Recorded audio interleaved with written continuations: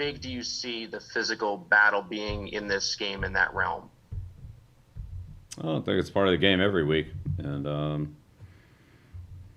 certainly the Jets are a team that um, they're coached to play hard. They play with high effort. They're tough. They play with a good level of physicality. We'll have to match that and um, try to exceed it. But they really do a good job on the line of scrimmage of running the ball, defending the run, attacking the pocket.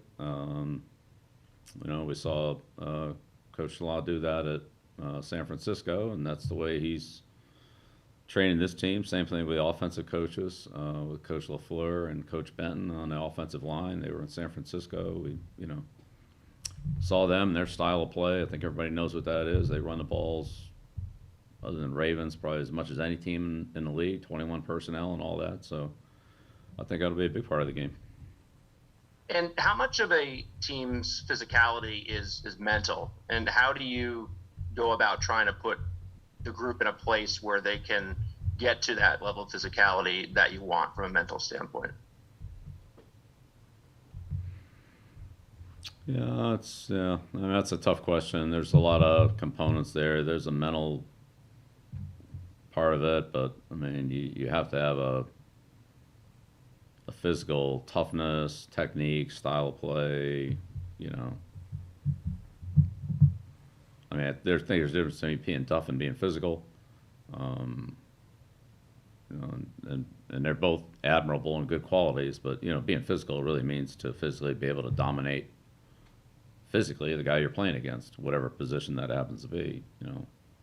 Being tough is being tough. That doesn't necessarily correlate to you being able to overpower an opponent.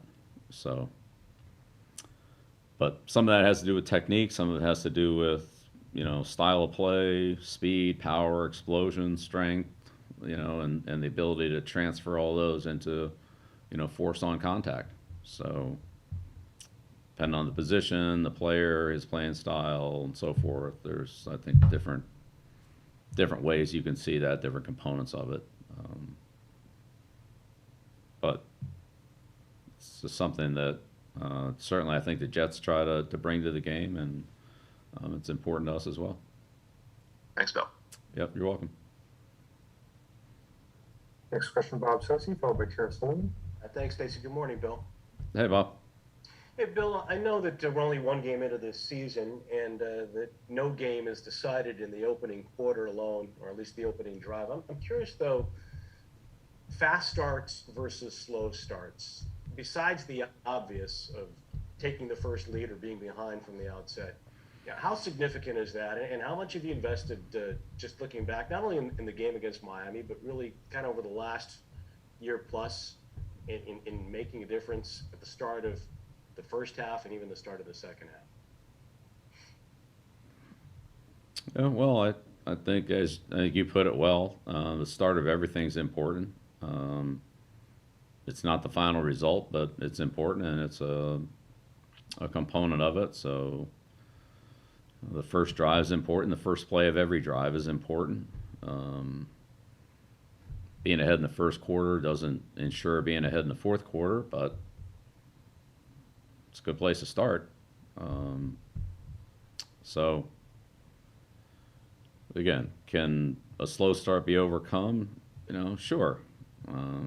But does a good start give you an edge on now 3 quarters of a game instead of 4 quarters, and you have a lead? Well, you have an advantage. So I think that's something that you want to, again, get on the scoreboard. You want to try to be in 2nd and 2 instead of 2nd and 10, or defensively you want them in 2nd and 9 instead of 2nd and 3. So the fast start of each down and distance sequence affects how the rest of the sequence is going to go. And those third down conversions, and everybody talks about how important they are, and they are. They have a lot to do with what happened on 1st and 2nd down, what your percentages are going to be on 3rd down, just strictly from a number standpoint. You still have to go and execute the play no matter what it is, but or defend it, whatever the side of this you're on. But certainly gaining an advantage on 1st and 2nd down helps you on 3rd down. So it's So therefore you have a lot of fast starts in the game, right? I mean, there's every play is sort of a start of something new, a new series, a new drive, a new set of downs. But however you want to, wherever you want to draw those lines of demarcation, doing well on the first one is a good thing. So I think all teams try to do that in one way or another, and there's definitely a psychological element of setting the tone, getting the upper hand, gaining confidence, etc., that comes along with let's say early success. Right. Great. Thank you. Yeah, thanks, Bob. Next question, Chair Sullivan, followed by Andy Callahan. Thanks, Stacy. Good morning, Bill. I have a little bit of a non-football question, but more just one of coaching. Of all the ways that you deal with the aftermath of a tough play, and I'll mention Damian Harris's fumble as an example, not specific to that, but like where in your coaching do you include sort of helping players navigate negative reaction to something like that? We've seen it, especially at the start of this season, in social media in particular. Is that part of your coaching, just to help guys navigate around what might be negative reaction from the outside to a play like that? Yeah. So, Tara, first of all, I don't really know or care anything about social media. I don't even know what's out there or isn't out there. So that's irrelevant to me. But it doesn't matter. We played football before there was social media, and it didn't matter then either. So, but I think anytime you have a team that we all, rely on each other, we're all accountable to each other, and we all support each other, and we all make mistakes. And we can make a mistake at the beginning of the game, we can make a mistake at the end of the game, and sometimes that gets magnified because of the timing of it. But there are other things that could have happened at different points in the game that would have, had just as big or maybe even a bigger effect on the game. So, we all need to correct whatever mistakes we've made in the game and try to do better. That goes for all of us, me, the assistant coaches, the players, and everybody. And that's something we all feel accountable for. I mean, I know there are things in the game that, I maybe could have done a better job of, or maybe done differently. I think it would have affected the outcome of the game. I'm sure every player and coach or participant in the game feels like that. I know I felt like that when I called plays, or even when I played. Not that I was a good player, but you still feel accountable for the things you do out there. At the same time, everybody's doing the best they can. Nobody's not doing the right thing on purpose. Sometimes it doesn't work out, sometimes it does, but I mean, in the end, you control your preparation, you control your effort, you control your attitude, you control your toughness. Those things are all in your control. You do the best that you can with those. Once you let those go, then I think that's really where the problems start, because now you're not doing everything you can to give yourself and your team the best chance. So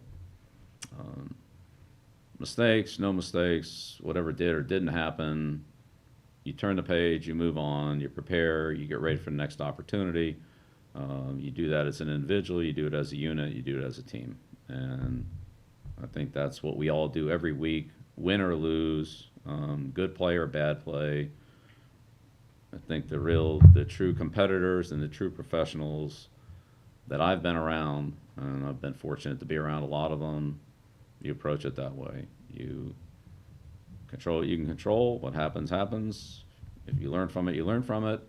But then you move ahead to the next opportunity, the next competition, and you do the best you can in that one. So thank you for the question. No, it's good. It's part of competitive sports. Thank you. Andrew Callahan, followed by Ben Vaughn. Hey, good morning, Bill. Andrew, how you doing? Good, thank you. So I understand that no past Jets game will obviously have any bearing, excuse me, on what happens on Sunday. But as someone who appreciates obviously the history of the game, and I know I've spoken about it with your team in terms of the history of the franchises and where they've come from, what has just the Patriots-Jets rivalry or series meant to you so long as you've been a part of it the last 20, 25, 30 years? And just how would you describe it? I think it's similar to other division rivalries that I've been a part of. You play a team twice a year. You're both chasing the same, goal of a division championship, and then ultimately after that. But what happens after that? But it's a rivalry where you know your opponent well, they know you well, and you have a high level of competition and respect for the opponent, but you also go at a high level of competition because they know you so well, you know them well, and you kind of prod and poke and look for areas to attack and exploit based on, I would say, almost an intimate knowledge of your opponent, and they do the same. And so, it's not that all other games aren't competitive, but I think those divisional games are just a little more competitive because of the familiarity of the teams and the franchises and that we have. And I'd say particularly, with the Jets or the Dolphins last week, there's also some, transfer of personnel, players and coaches from one team to another fairly recently that, add another level of knowledge and information about the opponent from kind of what it looks like from the other side of the fence that you don't always get to see. That can highlight some of the level of competition as well. So, but I mean, I've been in, I was in Baltimore, I was in Detroit, 12 years in the Giants, so Denver, like those rivalries within those divisions are very similar to the rivalries with the three teams we have in our division. They're just a little tighter, a little more personal, a little more frequent, and so it's it's a little higher energy and preparation level just because of, again, the reasons that I just mentioned. Thank you. You're welcome. Next question, Ben Bowen, followed by Phil Perry. Hey, good morning, Bill. Hi, Ben. I have a question that's a little out of left field. It's about roster building and not having to do with the game this week, but it's something I've been thinking about for a while, and it's about long snapping, actually. And I was just kind of wondering, and this is with all due respect to Joe Cardona and all the fine long snappers out there, but is long snapping that difficult that you need to use a roster on one player who does only that? Can't you just cross-train a few guys to do long snapping and then have more flexibility with that roster spot? Yeah, well, Ben, it's an interesting conversation and one that's really, I would say, honestly, during the course of my coaching career has kind of traveled that long and winding road from when I came into the league. The specialist, first of all, there were no long snappers, but the specialists, the kickers and the punters, were frequently position players. And that's where they came from in college as well. So a lot of the good college punters and place kickers also played a position. And then as time evolved, starting with like Gogolak and guys like that, they specialized in kicking. And then you had, some of the punters that specialized in punters. So players like Danny White and Tom Tupa and guys like that who were, very good position players, became Gino Cappelletti. That evolved into specialists because of, I would say, the importance of the kicking game and the number of plays that the kicking game and opportunities that it provided. Same thing with returners. There were very few just pure returners. I think one of the long snapping, to me, changed in the mid '80s, and really the key guy in that was Diassi, in my opinion, because Steve was the first center that really truly allowed a spread punt formation against the all-out rush. Prior to that, teams would generally pull. First of all, there wasn't that many gunners, but when teams started using gunners, they would pull one in and kick away from the free guy on the backside, and that was kind of the idea of the protection, was not to let the snapper block against a 9-man rush with a split player. So the return team would have one guy on the gunner that split, one guy returns. So you got 9 guys rushing against essentially, the punter who wasn't a blocker, the split guy who wasn't a blocker, and the snapper who really wasn't a blocker. So it was 9 on 8, and the idea was to block the most dangerous 8 and let the 9th guy go and punt away from him. And then when the Cowboys went to the spread punt, and then the Cardinals followed that pretty quickly, and they kept 2 gunners split, and the snapper blocked a guy, then that created an 8 on 8 situation, but put a lot of pressure on the snapper to, deliver the ball 15 yards deep on the money and still block a good rusher, offsetting the A gap. I mean, we've all seen offensive linemen have trouble making that block on a pass play, and so now you're talking about a deep snap and a block. But as players got better at that, and that skill became more, I would say, players became more efficient at that, then teams decided to carry a long snapper rather than worry about getting a punt block. Plus, there was also the level of consistency and durability with those players. So if you lose a position player who's also a long snapper, you're looking at some real problems. And that evolved into the punters, for the most part, becoming holders because of the amount of time that they could spend with the kickers versus having a wide receiver or a quarterback be the holder, which, again, you don't see very much of that anymore. Assuming the punter is, capable and good enough, has good enough hands to be the holder. And so then that kind of whole unit has really evolved into, a specified snapper, a specified kicker, a specific punter, and generally the punter as the holder, so the 3 of those guys could work together all practice because they're all available. And I know, again, going back to when I first came into the league, you worked on, field goals, and I mean, it was maybe, 5 minutes because that was the only time the starting center and the starting receiver or backup quarterback or whatever were available to practice that. So, is it that hard? It's a pretty hard job. Yeah, it's a pretty hard job. It's not as hard as it used to be because you're not allowed to hit the center, especially on field goals, and run them over. And there are some limitations on the punt rush based on what the formation is and so forth. But generally speaking, but still, it's a hard block to. And I think you see most punt rushes attack the snapper. So they loop guys back, so the center thinks he's going right, but then he has to come back to the left, or maybe they fake like they're coming back, but they don't come back. So he not only has to snap, and so then that gets into whether you're a blind snapper and you look at the rush and just snap the ball, or whether you're a look back snapper and snap it, and then after the snap you have to look up and recognize what's happened and make the proper block. But again, it's man-to-man blocking. Like, that guy's got to block somebody, or you're a guy short.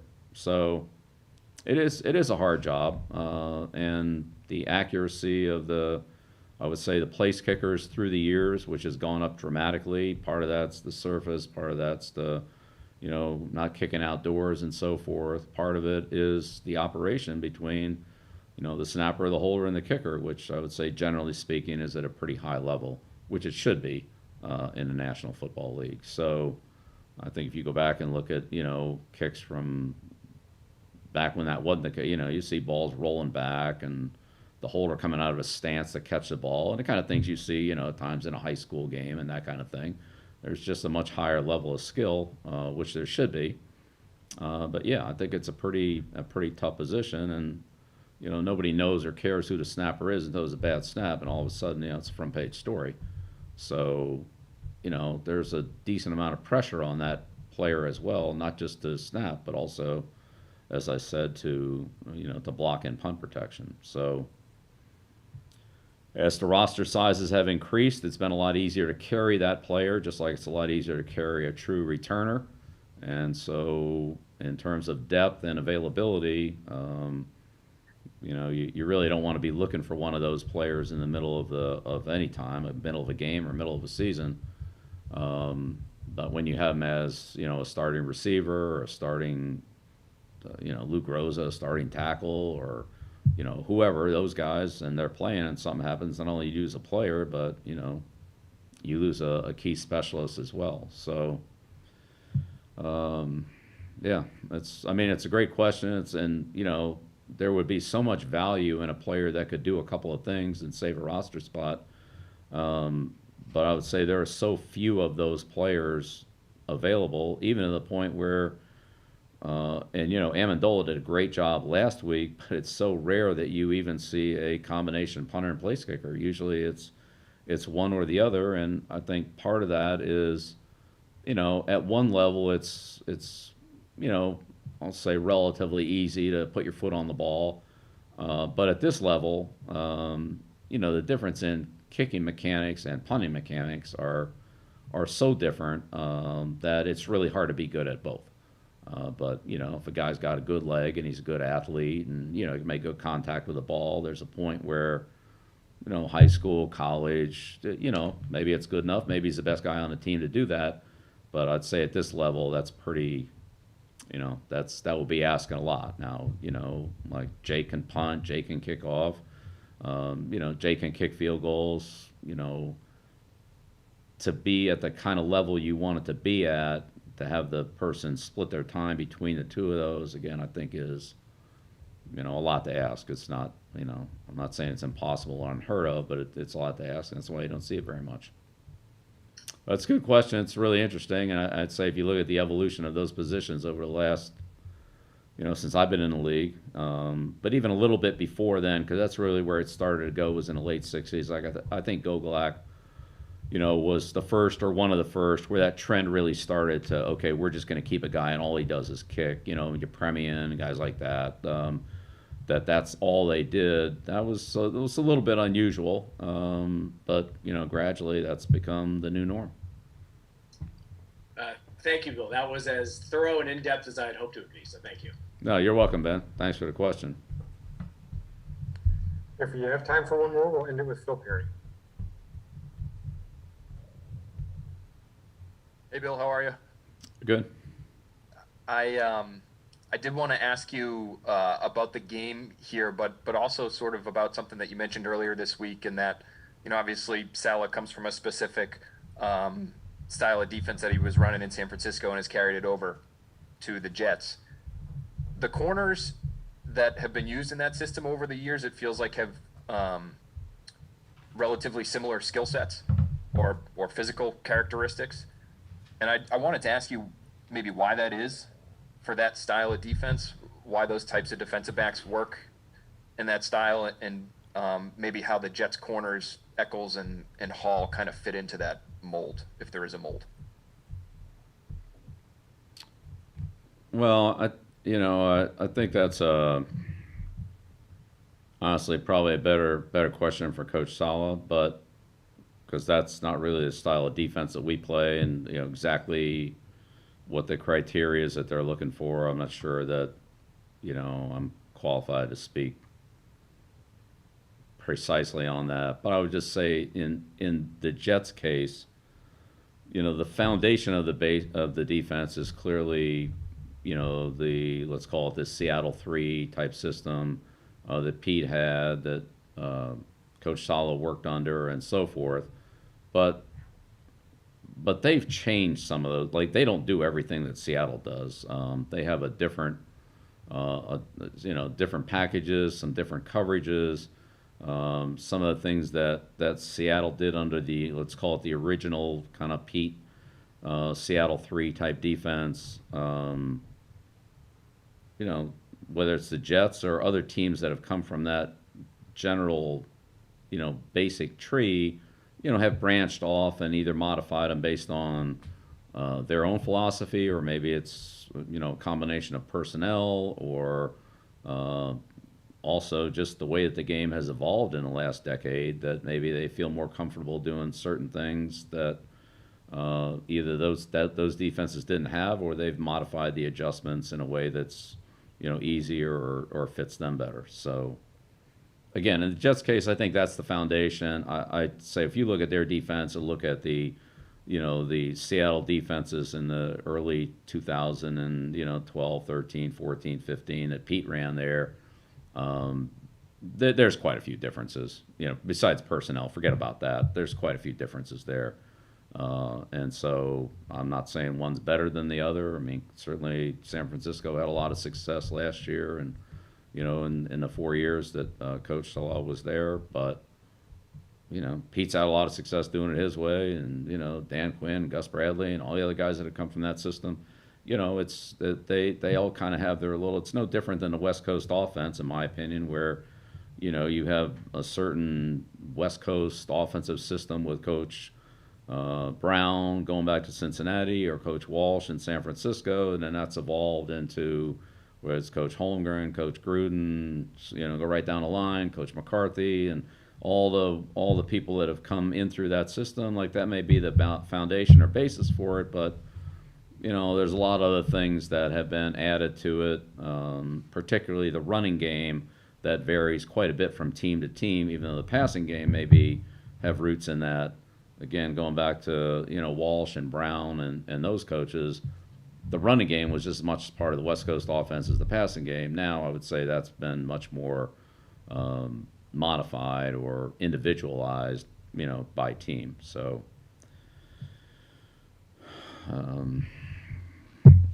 sorry. No. Long answer and still didn't answer the question. That's okay. A lot of long, fast corners back in Pete's system. I think everybody in the league likes long, fast, competitive corners. I mean, I think those guys could probably, Richard Sherman and those guys could have played in any system.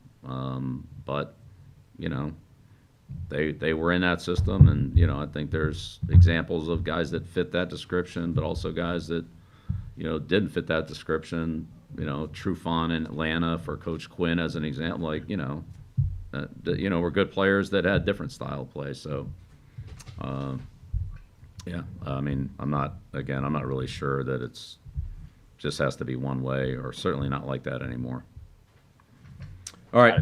Interesting. Thanks, Bill. Yep. Thanks. Thank you, Coach. Thanks, everyone.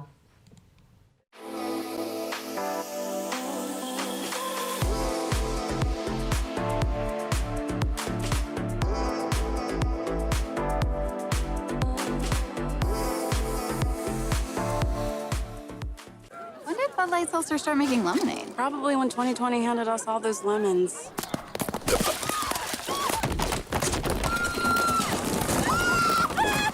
New Bud Light Seltzer Lemonade, packed with lemonade flavor after a lemon of a year. Opponents? I've gone up against thousands. And there's an opponent we're all up against, COVID-19. But there's a way to beat it. Get vaccinated. So when it's your turn, roll up your sleeves. And let's get to the finish line together.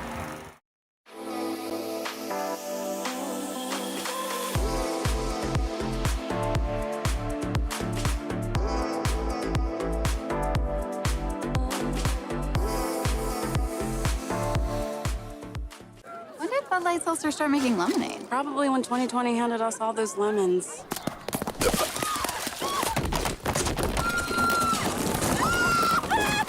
New Bud Light Seltzer Lemonade, packed with lemonade flavor after a lemon of a year. Opponents? I've gone up against thousands. And there's an opponent we're all up against, COVID-19. But there's a way to beat it. Get vaccinated. So when it's your turn, roll up your sleeves. And let's get to the finish line together.